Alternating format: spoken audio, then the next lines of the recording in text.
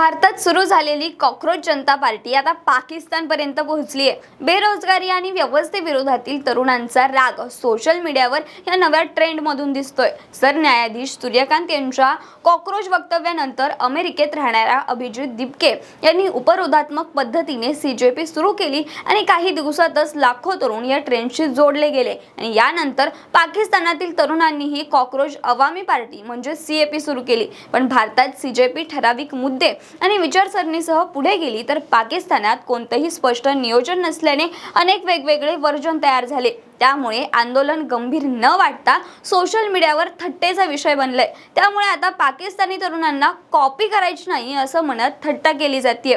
शिवाय सध्या भारतात सीजेपी बेरोजगार तरुणांचा डिजिटल आवाज बनताना दिसतीये, तर पाकिस्तानात हा ट्रेंड फक्त मीम पुरताच मर्यादित राहिल्याची चर्चा आहे. आता प्रश्न एकच आहे की सीजेपी फक्त इंटरनेटवरील ट्रेंड आहे की पुढे मोठं युवा आंदोलन बनणार. याविषयीची तुमची मतं कमेंटमध्ये नक्की सांगा. आणि अशाच अपडेटसाठी आपल्या .com महाराष्ट्रच्या पेजला फॉलो करा आणि यूट्यूबला पाहत असाल तर सबस्क्राईब करायला विसरू नका.